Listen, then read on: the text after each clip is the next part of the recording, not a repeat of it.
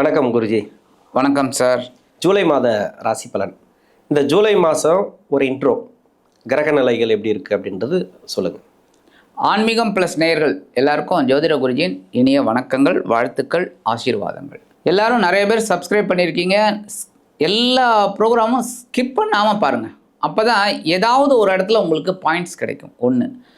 ரெண்டாவது, எனக்கு இது நடக்கலை, உனக்கு இது நடக்கலை அப்படின்னு சில பேர் கேட்குறீங்க. அவங்கெல்லாம் அவங்களோட சுய ஜாதகம் பார்த்தா தான் என்ன ப்ராப்ளம்னு தெரியும். மற்றபடி இது கோச்சார பலன்கள். அந்த வகையில் இந்த ஜூலை மாதம் அப்படிங்கும்போது கரெக்டாக மிட்டில் ஆடி மாதம் பிறந்துடுறது. ஸோ கிரகநிலைகள் அப்படின்னு பார்த்திங்கன்னா, மாத கிரகநிலைகள் அப்படின்னாலே சந்திரனை தவிர்த்து மற்ற எல்லாருமே வந்துடுவாங்க. 8 கிரகமும் வந்துடும். இதில் 4 கிரகம் வருட கிரகங்கள், 4 கிரகங்கள் மாத கிரகங்கள். இதில் இந்த செவ்வாய் அதே இடத்துல தான் இருக்கார். ரிஷபராசிலே இந்த மாதம் ஃபுல்லாக இருக்கார். இந்த மாதம் ஆமாம். குருவும் அதே மாதிரி கடகத்திலே உச்சம் அடைஞ்சு அங்கேயே தான் இருக்கார். ராகு கேது கும்பம் சிம்மத்தில் அப்படியே இருக்காங்க. சனி பகவானும் மீனத்தில் தான் இருக்கார். ஆனால் என்ன 26 ஜூலைலேருந்து அவர் வக்கரம் அடைகிறார். சூரிய பகவான் ஆஸ் யூஷுவல் ஒரு பாதி மாதம் மிதுனத்துலேயும் பாதி மாதம் கடகத்துலேயும் வரார் 17ஆம் தேதியிலேருந்து. புதன் வக்கரமாக தான் இருக்கார் மிதுனத்தில். வக்கர நிவர்த்தி ஆறார் 23ஆம் தேதியிலேருந்து. அதுக்கப்புறம் முக்கியமான ஆள் சுக்கிர பகவான், சந்தோஷக்காரகன். இந்த சுக்கிர பகவான் ஒரு 3 நாள் தான் இதில் கடகத்தில் இருக்கார், அதான் மாத ஆரம்பத்தில். ஆமாம். அப்புறம் ஒரு 4ஆம் தேதியிலேருந்து அவர் சிம்மத்துக்கு கேதுவோடு சேர்ந்துடுறார். இந்த சூரிய பகவானும் கடகத்தில் குருவோடு சேர்ந்துடுறார். ஸோ இந்த மாதிரியான கிரக அமைப்புகள் தான் இந்த மாதம். இந்த மாதம் ஒவ்வொரு ராசிக்கும் என்னென்ன பலாபலன்கள் அப்படிங்கிறத பற்றி நம்ம இப்போ பார்ப்போம். சிம்ம ராசி. இந்த சிம்ம ராசிக்கு அஷ்டம சனி போயிட்டுருக்கு. ஒவ்வொரு மாதமும் நம்ம பலன்கள் சொல்லித்தான் வரும். இப்போ சுக்கிர பயிற்சி, சூரிய பயிற்சி, மாத ராசி பலன், தமிழ் மாத ராசி பலன் எல்லாத்தையும் சொல்லித்தான் வரும். ஒவ்வொன்றுத்துக்கும் நம்ம சொல்லிட்டு வரோம். அதுவும் ஒரு சில பேருக்கு நல்லா நடக்குது, ஒரு சில பேர் கேட்ட கேள்விக்கு பதில் கிடைக்குது. இந்த ஜூலை மாதம் அப்படிங்கிறது சிம்ம ராசிக்கு எப்படி இருக்கும்? ஏன்னா அஷ்டம சனி இருக்குது. ஒரு கட்டத்தில் ரொம்ப பாடாப்படுத்திட்டு வருது. இவங்களுக்கு கடன் பிரச்சனை ஏற்கனவே இருக்குது. கடன் மேலே கடன் ஆகிட்டு இருக்கு. ஒரு சில பேருக்கு உடல்நலம் சம்மந்தப்பட்ட பிரச்சனை இருக்குது சிம்மத்துக்கு. ஒரு சில பேர் கமெண்ட்ஸில் போட்டிருக்காங்க ஹெல்த் சம்மந்தப்பட்ட ப்ராப்ளம் இருக்குது அப்படின்ட்டு. அது எப்படி தீர்மானம்லாம் கேள்வி கேட்டிருக்காங்க. இது எப்படி இருக்கும் இந்த சிம்மத்துக்கு ஜூலை மாதத்தை பொறுத்த வரைக்கும்? சிம்மராசினியர்கள் இந்த ஜூலை மாதம் அப்படிங்கும்போதே சாதாரணமாக இவங்க ஆளுமை நிறைந்தவர்கள், எதையும் எந்த சவாலையும் சமாளிக்க தெரிந்தவர்கள். அதனால தான் இவ்வளோ பிரச்சனைகள், வேறு ஒன்றும் இல்லை.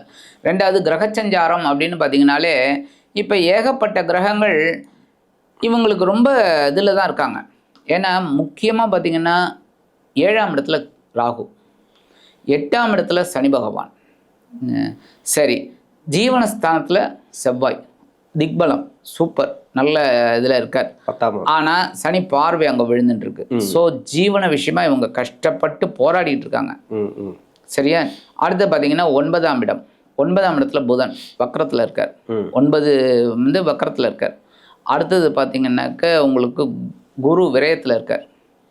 முக்கியமாக குரு விரயத்தில் இருக்கார். சாரி, புதன் 11ஆம் இடம், 11ஆம் இடத்துல வக்கரத்தில் இருக்கார். ஸோ லாபத்தை அனுபவிக்க முடியல. 12ஆம் இடத்துல குரு என்ன சூரியன் மட்டும்தான் 11ஆம் இடத்துல இருந்துக்கிட்டு ஓரளவுக்கு நன்மைகளை கொடுத்துட்ருக்கார். அவரும் 17ஆம் தேதியிலேருந்து மாறி விரயத்துக்கு வந்துடுவார். ஜென்ம ராசியில் ஆல்ரெடி கேது உட்காந்துட்டு கேதுவோட சுக்கிரன் சேர்ந்துறார் 4ஆம் தேதியிலேருந்து. ஸோ சுக்கிரன் ஜென்மராசியில் வர்றது ரொம்ப நல்லது தான். ஹெட்டில் இந்த குழப்பம் இருந்துக்கிட்டு பாருங்க, அது கொஞ்சம் குறையும். ஏன்னா சுக்கிரன் சந்தோஷக்காரகன். ரொம்ப நாளாக இருக்கக்கூடிய குழப்பம்லாம் குறைஞ்சிரும். என்ன ஆனாலும் இவங்க அந்த போராட்டகலமான வாழ்க்கையை போராடி தான் அவங்க ஜெயிக்கிறாங்க. என்ன சனி பகவான் அஷ்டமராசியில் வந்ததுலேருந்தே அவங்களுக்கு ஏகப்பட்ட குழப்பங்கள், பிரச்சனைகள், கடன் சுமைகள் எல்லாமே இருக்குது. ஏன் அப்படின்னா அவர் ஆக்சுவலாக அவங்களுக்கு பார்த்திங்கன்னா 6-7 குடையவர். 6ஆம் இடத்து அதிபதி 8ஆம் இடத்துல மறையிறது நல்லது தான். ஆனால் 7ஆம் இடத்து அதிபதி அதுதான் பிரச்சனை, கலத்திர பாவம். ஸோ குடும்பத்தில் பிரச்சனை, ரொம்ப நாளாக குழந்தைகள் இல்லை, தள்ளி போயிட்டு இருக்கு. என்ன சரி உண்டாச்சுன்னா ஏதோ அபார்ட் ஆயிடுறது. இந்த மாதிரி ஒரு மனக்குழப்பம் வரத்துக்கு ஒரு காரணம் வேணும்ல. ஒரு காரியம் நடக்கணும்னா ஒரு காரணம் வேணும். ஸோ அந்த காரியத்துக்கு காரணம் சனி பகவான் அஷ்டமத்தில். ஏன்னா இவங்க ராசிக்கு சனி பகவான் ரொம்ப நல்லவர். ரொம்ப நல்லவர். அவர் வந்து ரொம்ப பாடாப்படுத்தக்கூடியவர் யாருன்னா சனி பகவான். ஆமா. ஆனா ஒரு சில பேருக்கு வந்து அந்த லக்னம் அமைஞ்சு நல்ல இடத்துல இருந்தா அந்த சூப்பரா மாதிரி லக்னம் அப்படிங்கும்போதே அதுதான் நான் ஒரு இதில் இது பண்ணேன். என்னென்னா இப்போ லக்னம் ராசி அப்படின்னு பார்த்தீங்கன்னா, லக்னம் வந்து நம்மளோட இதைப்படி ஜாதகப்படி பார்க்கறது, ராசி வந்து கோச்சாரம். என்ன அப்போ கோச்சாரப்படி இருக்கிற இது பார்த்தீங்கன்னா இது. அதே சமயம் லக்னம் அப்படிங்கும்போது நிறைய பேருக்கு ஃபேவரபுளாக இருந்துன்னு வச்சுக்கோங்க, சூப்பரான லக்னமாக அமைஞ்சு போய் அப்போ சனி யோக காரகனா இருந்தா அஷ்டமத்து சனியோட தாக்கம் குறையும். கண்டிப்பா அது உண்மைதான். ஆமா. அதே மாதிரி துலாம் ராசி அப்படிங்கும்போது துலாம் ராசிக்காரர்களுக்கு சனி பகவான் பாடத்தை கொடுப்பார். எச்சரிக்கை, டேய் இப்படி வா, ஏன்னா அவர் அங்கே உச்சம். ஸோ கடுமையான தண்டனை கொடுக்க மாட்டார், யோசிக்க வைப்பார். யோசி, இதுலேருந்து நீ மாற்றி யோசி, உனக்கு நான் நல்லது பண்ணுறேன் அப்படிங்கும்போது இவங்க திருந்திக்கணும். அந்த மாதிரி சில பாடங்கள் கிடைக்கும். இப்போ கோச்சார ரீதியாக அஷ்டமத்து சனி அப்படிங்கும்போது இவங்க ராசிக்கு அவர் வந்து ஒரு இதுதான். அப்போ இவங்க உடல் ஆரோக்கியத்தில் கவனமாக இருக்கணும், வாகன பயணங்களில் கவனமாக இருக்கணும். ஏன்னா விபத்துகள் இந்த மாதிரிலாம் நடக்கிறதுக்கு வாய்ப்பு இருக்குது. எல்லாருக்குமே நடக்குமான்னு தெரியாது, வாய்ப்புகள் இருக்குது. அதேமாதிரி உணவு கட்டுப்பாடு இதெல்லாம் எடுத்துக்கணும். அதேமாதிரி உத்தியோகத்தில் கண்டிப்பாக குழப்பங்கள் இருக்கும், பிரச்சனைகள் இருக்கும். ஏன் அப்படின்னா இவங்க நல்ல வேலை செய்வாங்க. ஏன்னா சிம்மராசினியர்களை சும்மாவே சொல்லக்கூடாது, நல்ல ஆளுமை இருந்தாலும் நல்ல வேலை செய்யக்கூடியவர்கள், இறங்கி அடிப்பாங்கன்னு சொல்லுவாங்க பாருங்க, அந்த மாதிரி ஆளுங்க. ஆனால் இவங்களுக்கு கூட இருக்கிறவங்க தான் விரோதி. ஏன்னா 7ஆம் இடத்துல ராகு உட்கார்ந்துட்டு இருக்காரு, நண்பர்கள் ஸ்தானத்துல. அப்ப என்ன பண்ணுவாங்க, நண்பர்கள் மூலமா தான் பிரச்சனை வரும் இவங்களுக்கு. பிரச்சனை வரும்போது அதை மீட் அவுட் பண்ண முடியாது. ஏன்னா எவன் எதிரி எவன் நண்பன் தெரியாதே, துரோகங்கள் நிறைய. அப்ப இதெல்லாம் வந்து அவங்க கொஞ்சம் கரெக்ட் பண்ணிட்டு போனாங்கனால இவங்களுக்கு வெற்றி. உத்தியோகத்துலேயும் சரி, தொழிலையும் சரி, அந்த மாதிரி இருந்தால் தான் ரொம்ப விசேஷம். ஓகே, நீங்கள் உத்தியோகத்தை பற்றி சொல்லிட்டீங்க. இன்னொரு இது என்னன்னாக்கா, உத்தியோகத்தில் ஒரு சில பேருக்கு ப்ராப்ளம் இருக்குது. இந்த மாசம்பளத்தில் இருக்கிறவங்க, வெளிநாட்டில் இருக்கிறவங்களும் சரி, இல்லை இங்கே இருக்கிறவங்களும் சரி. இப்போ 4ஆம் இடத்துல செவ்வாயோட பார்வை இருக்குது. ஏற்கனவே செவ்வாய் பயிற்சிக்கு நம்ம 4ஆம் இடத்துல படக்கூடிய செவ்வாயோட பார்வை வேலை ரீதியாக ஒரு சில விஷயங்கள் சொல்லியிருக்கீங்க. இப்போ ஜூலை மாதத்தில் ஆனால் அந்த பார்வை அங்கேயே தான் இருக்கு. ஆமாம். இப்போ வந்து வேலை ரீதியாக ஒரு சில பேருக்கு வந்து நிறைய சிக்கலை கொடுத்துருக்கு இல்லையா? ஒன்று வேலை இல்லாதவங்களுக்கு வேலை கிடைக்கணும், இல்லை வேலையில் இருக்கக்கூடிய சிக்கல் நீக்கணும், ஏதோ ஒன்று. எதுவுமே வந்து புரியாத லெவலில் போயிட்டுருக்கு. இது வந்து எப்படி இருக்கும் இந்த மாதத்தில்? இப்போ இந்த மாதம் வேலை அப்படிங்கும்போதே இவங்க கொஞ்சம் கான்சென்ட்ரேட் பண்ணி சமாளிக்கத்தான் வேணும், வேறு வழி இல்லை. ஏன்னா செவ்வாயோட பார்வை கடுமை, உங்களுக்கே தெரியும். செவ்வாய் இருக்கிற இடமும் ஸ்பாயில் ஆகும். ஆனால் அதே சமயம் செவ்வாய் வந்து ஸ்திர பலத்தோடு நல்லா இருக்கார் அப்படின்னா கண்டிப்பாக நிறைய நல்லது நடக்கும், என்ன இல்லைன்னு சொல்ல முடியாது. ஆனால் எந்த பார்வையும் வாங்கக்கூடாது, என்ன யாரோட பார்வையும் வாங்காமல் இவரும் சாதாரண வேறு வேறு இடத்த பார்த்தாலும் பரவாயில்லை. ஆனால் இவர் வந்து கரெக்டாக சுகஸ்தானத்தை பார்க்குறாரு. சுகஸ்தானம் அப்படின்னாலே அதை கட் பண்ணுறதுக்கு தான் பார்ப்பார் எப்போவுமே. ஏன்னா உஷ்ணமான ஒரு கிரகம். என்ன நம்ம சொல்கிறோம் மங்களக்காரகன் பூமிக்காரகன் அப்படின்னு. ரியல் எஸ்டேட்டில் இருக்கிறவங்களுக்குலாம் எவ்வளோ கஷ்டம் தெரியுமா? அதுவும் இந்த சிம்மராசியில் இருக்கிறவங்களுக்கு ஏகப்பட்ட கஷ்டம். ரியல் எஸ்டேட்லாம் ஒன்றுமே அவங்களுக்கு ஒர்க் அவுட்டே ஆகலை, நல்லா போயிட்டு இருக்குன்னு நினச்சதெல்லாம் டவுன், அந்த மாதிரிலாம். ஏன் அப்படின்னா சுகஸ்தானத்தை பார்க்குறாரு. சுகஸ்தானத்தை இவர் தான் பார்த்து கட் பண்ணுறாரு. என்ன இவ்வளோக்கு எங்கே இருக்கார், அவர் 10ஆம் இடத்துல இருக்கார். திக்பலம் தான் பேர், ஆனால் சனியோட பார்வையை வாங்குறாரு. அவர் சனியோட பார்வையை வாங்கிட்டு இவர் வந்து சுகஸ்தானத்தை பார்த்துக்கிட்டு ஏகப்பட்ட குழப்பத்தை கொடுத்துக்கிட்டு இருக்கார். ஸோ இதில் வந்து கேர் எடுக்கணும். உத்தியோகம் அப்படிங்கும்போதே எல்லா இடத்துலையும் என்ன சொல்லுவாங்க, உத்தியோகம் புருஷ லட்சணம் அப்படிங்க. இப்போ உத்தியோகம்ங்கிறது சர்வலட்சணம் எல்லாருக்கும், ஆணாகட்டும் பெண்ணாகட்டும். உத்தியோகம் இருந்தால் தான் நல்லது. ஏன்னா 2 பேர் சர்வை பண்ணால் தான் இது ஃபேமிலி ரன் ஆகும். அப்போ இவங்க வந்து கொஞ்சம் கேர் எடுத்து உத்தியோகத்தில் கான்சென்ட்ரேட் பண்ணி நண்பர்கள் விஷயத்தில் கொஞ்சம் கரெக்டாக இருந்துக்கிட்டு இந்த மாதிரிலாம் இருந்தாங்கன்னா இவங்களுக்கு உத்தியோக மாற்றம் தேவைப்படாது. இல்லை அப்படி அந்த உத்தியோகத்திலே என்னால் அது கான்சென்ட்ரேட் பண்ண முடியாது, நான் உத்தியோகத்தை விட்டு விலகணும் அப்படின்னா இவங்களோட சுய ஜாதகம் பார்க்கணும். ஏன் அப்படின்னா அவங்களுக்கு அது ஃபேவரபிள் தசாவான்னு பார்க்கணும். இல்லை அப்படின்னா மாட்டிக்கும். என்ன இப்போ சாதாரணமாக 7 சனி நடந்துட்டு இருக்கும்போது நம்ம அனாவசியமான இன்வெஸ்ட்மெண்ட்லாம் பண்ணக்கூடாது. சுப விரயம் பண்ணிக்கலாம், வீடு வாங்குறது அதெல்லாம் பண்ணிக்கலாம். ஆனால் பெரிய அளவில் இன்வெஸ்ட்மெண்ட் பண்ணி கடன் வாங்குறது அது இதெல்லாம் கண்டிப்பாக கேர் எடுக்கணும். அதுமாரி இவங்க வந்து இவங்களோட தசா இதெல்லாம் நல்லா நடக்கிறது அப்படின்னா பிரச்சனை இல்லை. இல்லை அப்படின்னா இவங்க உத்தியோகத்தில் கான்சென்ட்ரேட் பண்ணி பொறுமையாக ஹேண்டில் பண்ணுறது தான் நல்லது. ஓகே, இது 4ஆம் இடம் சம்மந்தப்பட்ட சொல்லிட்டீங்க. வேலைக்கு அதாவது உத்தியோகத்துக்கு சொல்லிட்டீங்க. அதே 4ஆம் இடத்துக்கு வந்து இந்த இடம் சம்மந்தமான பிரச்சனைகள் ஒரு சில இருக்குது. அதுலேயும் ஒரு சிலது சொன்னீங்க, ஆனால் வந்து கொஞ்சம் தெளிவாக சொல்லுங்கள். இடம் சம்மந்தமான பிரச்சனைகள், அதாவது 4ஆம் இடத்துக்கு வந்து செவ்வாய்னாவே இடம் சொத்து, இது சம்மந்தமாக நிறைய பேர் லாக் ஆகிருப்பாங்க இல்லையா?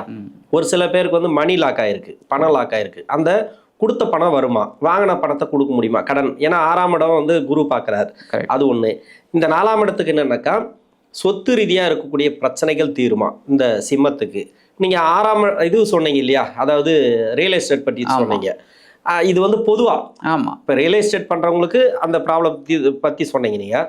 இதில் என்னன்னாக்கா சொத்து சம்மந்தமான நம்மள மாதிரி தனி நபர்கள் இல்லையா, அவங்க மாட்டியிருக்காங்க இல்லையா, அவங்களுக்கு ஏதாவது பிரச்சனைகள் தீர்வுக்கு வருமா இந்த அஷ்டம சனியில் இந்த ஜூலை மாதத்தில்? இப்போ இந்த குருவோட பார்வை 6ஆம் இடத்துல விழுறதுனால சொத்து பிரச்சனை தீர்றதுக்கு வாய்ப்பு இருக்குது. ஏன் அப்படின்னா சொத்துனாலே ஒன்று கடன் இல்லை ஏதாவது ஒரு ரூபத்தில் தான் நமக்கு முடியும். என்ன அப்போ இந்த குரு 6ஆம் இடத்தை பார்க்கறதுனால இவங்களுக்கு ஓரளவுக்கு இந்த மங்களக்காரகன் 4ஆம் இடத்தை பார்க்கறதுனால ஓரளவுக்கு பரவாயில்லை. குருவும் பார்க்குறாரு, சரி ரைட்டு. இப்போ இந்த சொத்து பிரச்சனையில் திக்கி தவித்தவர்களுக்கு ஓரளவுக்கு வாய்ப்புகள் அமையும். ஆமாம், இவங்களுக்கு ஃபேவரபிளாக வரத்துக்கு. ஏன் அப்படின்னா மங்களக்காரகன் பூமிக்காரகன் தான் 4ஆம் இடத்தை பார்க்குறாரு. 10ஆம் இடத்துல இருந்தா பாக்குறாரு, நல்ல விஷயம் தான். ஏன்னா அதனால ஒன்றும் பெரிய பாதகங்கள் இருக்காது. ஆனா நிறைய பேருக்கு ஒரு வாய்தா அது இதுதான் போயிட்டு இருக்கு. இன்னும் யாருக்குமே வந்து ஒரு சொத்து பிரச்சனை தீர்ந்த பாடு இல்லை. சில பேருக்கு தீர்ந்துடும். இவங்களுக்கு ஃபேவரபிளாக ஆகிறதுக்கு வாய்ப்பு இருக்கு இந்த சிம்மராசி நேயர்களுக்கு. ஏன்னா குருவோட சப்போர்ட் கொஞ்சம் இருக்கிறதுனால ஓரளவுக்கு இவங்களுக்கு நல்ல ஒரு முன்னேற்றம் கண்டிப்பாக அமையும். இருந்தாலும் இவங்களுக்கு ஏதாவது ஒரு பிரச்சனை அப்படின்னா ஒரு சில பரிகாரங்கள் மூலமாக தான் சரி பண்ண முடியும். இல்லை, பரிகாரத்துக்கு முன்னாடி கொடுக்கல் வாங்கலை பற்றி கேட்டேன். அதான் கொடுக்கல் வாங்கல்லையே இவங்களுக்கு ஃபேவரபிளாக ஆகணும் அப்படின்னா முருகப்பெருமான் வழிபாடு கண்டிப்பாக பண்ணணும் இவங்க. ஏன்னா அது ஒன்று தான் இந்த பூமிக்காரகனுக்கு சம்மந்தப்பட்டது. ஏன் அப்படின்னா நிறைய பேர் என்னமா சொல்லுவாங்க, நீங்கள் கூட நிறைய பேர் கேட்டிருக்கலாம், இந்த செவ்வாய்க்கு அதிபதி முருகன் அப்படின்னு. அதிபதி கிடையாது. ஏன்னா ஓனர் அப்படின்னாலும் ஒரு லிமிட்டு தான் மரியாதை எல்லாருமே. கரெக்டாக இது வந்து எப்படின்னா இவரை அடித்து போட்டு தாக்கக்கூடிய ஒரு வீரன் முருகன். நல்லா கவனிங்க, எல்லா கிரகத்துக்கும் பார்த்தீங்கன்னா அந்த கிரகத்தை அடிச்சு போட்டு நீ இந்த மாதிரி என்னோட பக்தன், நீ இதை ஒழுங்கா இவனுக்கு சப்போர்ட் பண்ணுன்னு சொல்லக்கூடிய ஒரு ஆளுமை நிறைந்த கிரகம் இந்த இதுதான் முருகன். ஸோ ஆக்சுவலாக பார்த்தீங்கன்னா எதிரின்னு கூட வச்சுக்கலாம். எதிரி பலமான எதிரியா இருந்தா இவன் சரண்டர் தான் ஆகணும். அப்போ அவர் வந்து பலமானவர் முருகன். அந்த பலத்துக்கு முன்னாடி செவ்வாயோட வீரியம் வேலை செய்யாது. எல்லாரும் முருகர்கிட்ட போயிடுங்க. அதனால அங்கே போயிட்டா வேலை ஈஸியாக முடிஞ்சிடும். அதுக்காக தான் எல்லா கோவில்லையும் பாருங்க, நிறைய கோவிலில் முருகன் இருப்பார், செவ்வாய் சனி சன்னதி இருக்கும். இப்போ ஃபார் எக்ஸாம்பிள் வடபழனியில் கூட இருக்கும் முருகன் சென்னையில். அப்போ அந்த ஏன் அங்கே செவ்வாயை வச்சது, முருகன் இருக்கிற இடத்துல அந்த செவ்வாயோட வீரியம் குறையும், பலம் குறையும். அப்போ இவங்களுக்கு ஃபேவரபிளாக நன்மை நடக்கும். ஸோ முருகப்பெருமான் வழிபாடு பண்ணாங்கனாலே இவங்களுக்கு அந்த சொத்து பிரச்சனை தீர்ந்துடும். சொத்து பிரச்சனை, கொடுக்கல் வாங்கல் எல்லாத்துக்கும் எல்லாம் தீர்ந்துடும் இவங்களுக்கு. நல்ல ஒரு இது. பரிகாரம் அப்படின்னு பார்த்தீங்கன்னா இவங்க வந்து அம்பாள் வழிபாடு பண்ணுறது ரொம்ப விசேஷம். அம்மன் வழிபாடு தான். ஏன்னா 12ஆம் இடம் எப்போவுமே விரயம் தாங்க நம்ம கட்டுப்படணும். அனாவசியமான செலவுனால தான் எல்லாருமே கடன் வாங்குறாங்க. கரெக்டாக எல்லாருமே செலவு. இப்போ நானே போகிறேன் கடையில், கிரெடிட் கார்டு இருக்குது என்கிட்ட, எனக்கு 1 லட்சம் ரூபாய்க்கு லிமிட் இருக்குது. நான் என்ன பண்ணுவேன், இருக்கே எனக்கு தான் லிமிட் இருக்கே, அந்த லிமிட்டை எப்படி நான் அடைப்பேன்னு எனக்கு தெரியாது. ஆனால் எனக்கு அந்த ஒரு இது. ஸோ நான் ஒரு 75,000க்கு நான் வாங்குவேன். அப்போ அது என்னோட இது அனாவசியமான விரயம். அந்த விரயம் கட்டுப்படணும் அப்படின்னா இவங்க அம்பாள் வழிபாடு பண்ணுறது ரொம்ப விசேஷம். அதே சமயம் இவங்க சொல்ல வேண்டிய ஒரே ஒரு ஸ்லோகம், ஓம் ஸ்ரீ தன்வந்திரியே நமக. ஏன்னா தன்வந்திரி பகவான் வந்து மருத்துவர், பார்க்கடல்லேருந்து வந்து மகாவிஷ்ணுவோட அம்சம். தன்வந்திரியை வழிபாடு பண்ணினாலே உடல் ஆரோக்கியம் நல்லபடியாக இருக்கும். அதுதான் இவங்களுக்கு பெரிய இது. உடல் ஆரோக்கியம் நல்லபடியாக இருந்தாலே எல்லாமே உங்களுக்கு சக்ஸஸ் ஆகிடும். ஏன்னா அஷ்டமத்து சனி நேரம் உடல் ஆரோக்கியத்தில் தான் கை வைப்பார். நிறைய கை வச்சிருக்கார். எனக்கு தெரிஞ்ச சிம்மராசி நேர்கள்லாம் நிறைய பேர் அடி வாங்கியிருக்காங்க. ஏன்னா எனக்கு தெரிஞ்ச ஒரு சிம்மராசி அன்பர் வாயெல்லாம் ஒரே இது புண்ணு அப்படியே இதுவாயிருக்கு. சரி விழுந்துட்டார் போல இருக்கு ஏதோன்னு. ஆமாங்க விழுந்துட்டேன் அப்படின்னு சொன்னார். கடைசியில் பார்த்தா ஏதோ ஒரு அடிதடி அவன் வாயில குத்தி விட்டான். அதுதான் பிரச்சனை. சிம்மராசி அவர் என்ன சொன்னார்னா, எனக்கு அஷ்டம திசையெல்லாம் ஒன்றுமே பண்ணாது அப்படி இப்படின்னு சொல்லி 2வது நாள் நான் இருக்கேன்ப்பா அப்படின்னு காமிச்சிட்டார். அதை நான் சொன்னேன்ப்பா அஷ்டம திசை காமிச்சிட்டாரா அப்படின்னு. அதுமாரி இவங்களுக்கு உடல் ஆரோக்கியம் நல்லபடியாக இருக்கணும் அப்படின்னா ஓம் ஸ்ரீ தன்வந்திரியே நமக அப்படின்னு சொன்னாலே போதும். தினந்தோறும் அற்புதமான மாதமாக இந்த ஜூலை மாதம் சிம்மராசினியர்களுக்கு அமையும் என்று கூறி விடைபெறுகிறேன். நன்றி. நன்றி.